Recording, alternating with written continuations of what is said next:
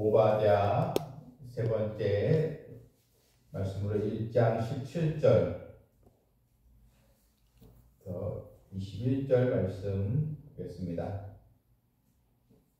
오직 시온산에서 피할 자가 있으리니 그 산이 거룩할 것이요 야곱 족속은 자기 기업을 누릴 것이며 야곱 족속은 불이 될 것이며 요셉 족속은 불꽃이 될 것이요 에서 족속은 지푸라기가 될 것이다.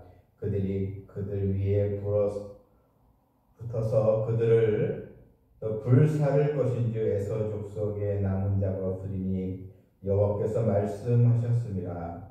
그들이 네겝과 에서의 산과 평지와 블레셋을 얻을 것이요 또 그들이 에브라임의 들과 사마리아의 들을 얻을 것이며 베냐민은 길르앗을 얻을 것이며 사로잡혔던 이스라엘의 많은 자손은 가나안 사람에게 속한 이 땅을 사르밧까지 얻을 것이며 예루살렘에서 사로잡혔던 자들 곧 스바라스에 있는 자들은 네겝의 성읍들을 얻을 것이니라.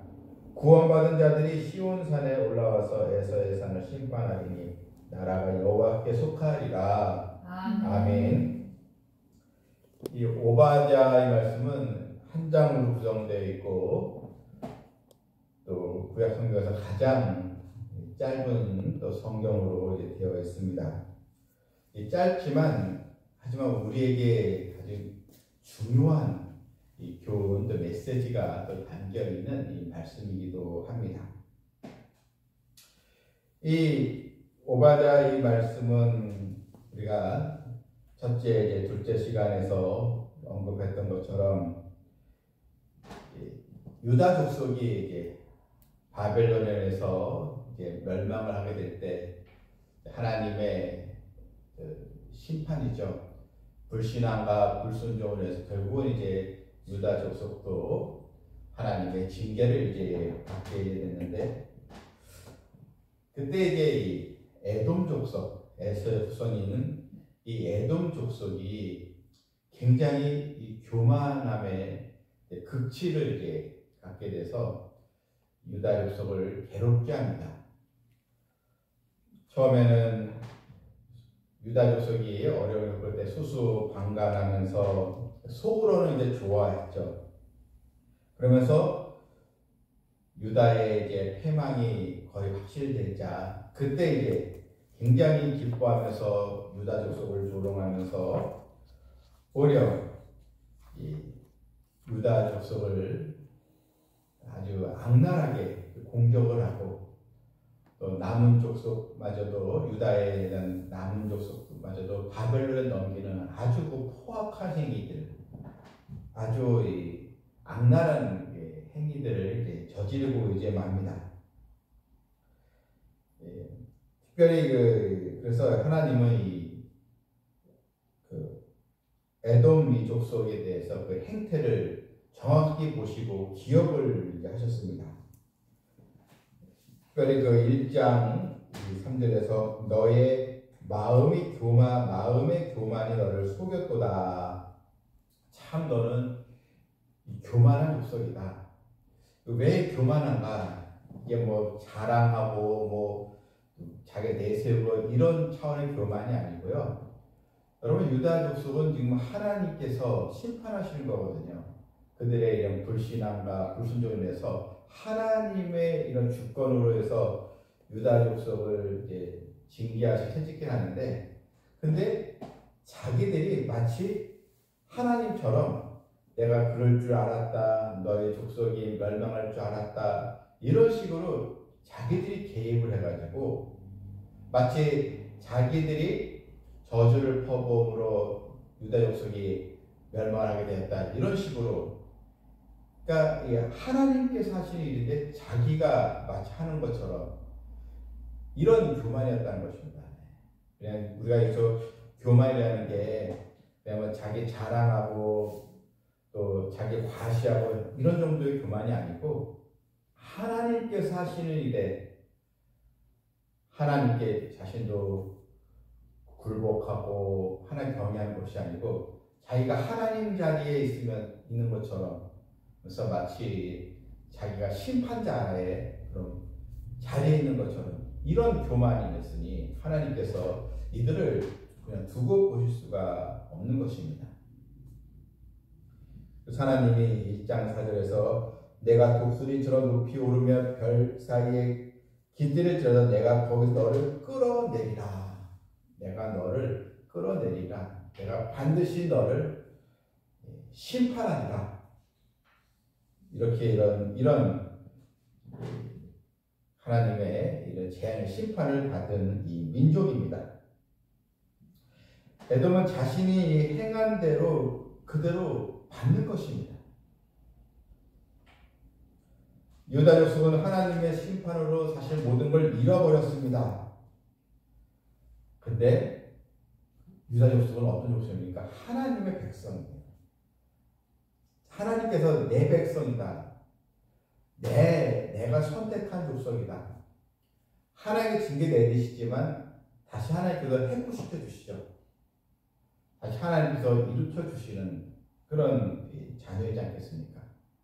근데 감히 자기들이 뭔데 자신들이 개입을 해가지고 유다 족속을 내가 끝장내리라. 완전 저 족속은 완전히 사라지게 만들어버리라. 이런 식으로 나섰으니까 얼마나 교만한 것입니까? 그래서 하나님은 그대로 너희가 당하리라. 내가 유다 족속은 회복하고 너희를 완전히 멸망하리라. 이게 오늘 본문의 내용입니다. 자, 여러분 17절 내용이죠. 에돔이 이제 하나님 심판을 받는데 에돔이 형벌을 받고 심판을 받는데 에돔이 멸망하는 날 하나님께서도 이스라엘 유다 속에는 구원의 축복을 또 주시고 계십니다. 그래서 1장 15절에서 에돔 족속에게 이렇게 말씀하시죠. 여호와께서 만국을 벌할 날이 가까웠나니 내가 행한 대로 너도 받을 것인즉 내가 행한 것이 내 머리로 돌아갈 것이다. 너의 악행이 그대로 너의 머리로 돌아갈 것이다. 네가 저지른 그런 죄악대로 그대로 네가 벌을 받는다. 이렇게 말씀하셨습니다. 자, 오늘 17절에 이제는 바로 에돔의 심판 또한 유다 족속의 구원 이것이 이제 나옵니다. 여러분 17절 보니까 오직 시온산에서 피할 자가 있으리니 그 산이 거룩할 것이요 야곱 족속은 자기 기업을 누릴 것이며. 자, 여러분 오직 시온산에서 피할 자가 있는다. 그 산은 거룩할 것이요인데, 자, 여러분 시온산은 예루살렘을 얘기합니다. 지금 예루살렘이 바벨론에서 지금 텅텅 비어 있고 나라가 이제 망한 가운데 있지 않겠습니까? 그런데 다시 그 예루살렘이 회복되리라. 그래서 시온산에서 피할 자가 있으리니 시온산으로 예루살렘 백성 다시 돌아오게 되리라. 이런 메시지입니다. 그리고 그 산은 거룩할 것이었습니다.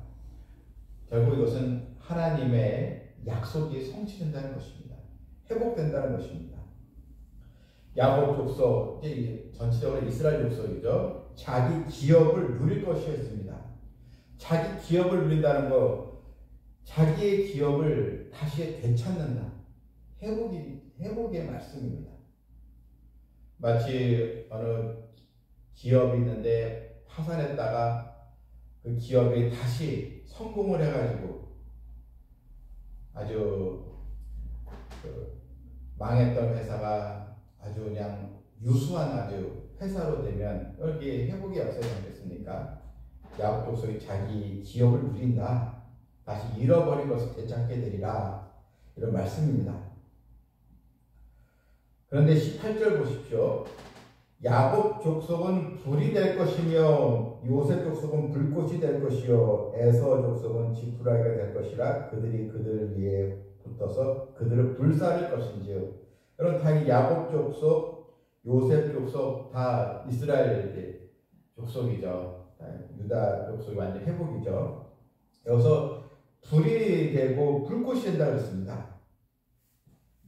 이것은 하나님의 능력이 임한다는 것입니다.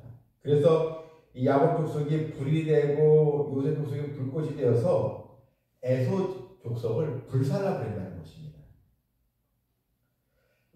참 이 산불이 아주 위험한데요. 산불이 왜 위험한지 아십니까? 불 자체가 막 움직이는 게 아니고 불꽃이 날아다녀가지고 산 전체가 불타오르게 되는 거거든요. 그래서 이 불꽃 때문에 이 산불이 아주 위험한 것입니다. 불꽃이 날아다니니까. 그것처럼 요셉 족속이 불꽃이 될 것이요 하면서 에서 족속은 지푸라기가 될 것이다. 여러분, 지푸라기에 불꽃이 튀면 금방 불살라버려서 없어지지 않겠습니까?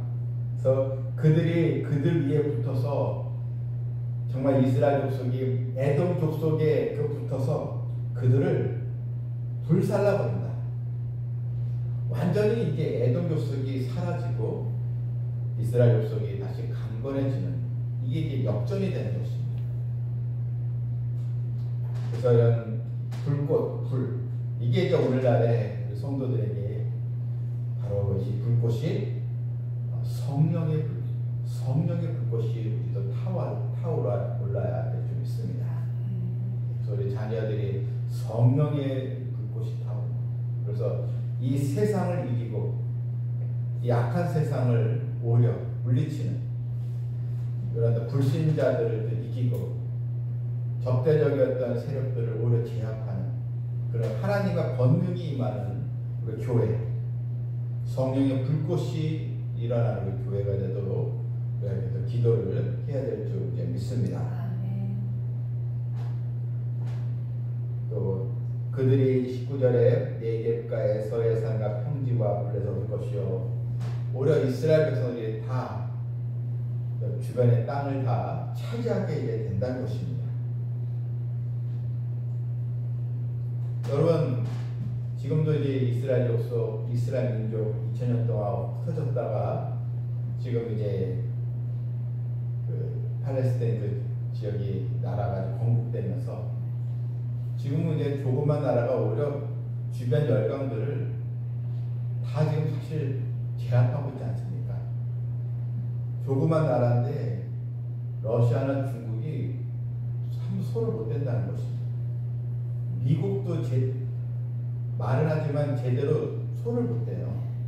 워낙 힘이 막강하고 또 미국 사회의 유대인들이 또 주름 잡고 있기 때문에 이 막강한 힘을 가지고 있지 않습니까? 결국 이 하나님의 약속은 반드시 이루어진다는 것입니다.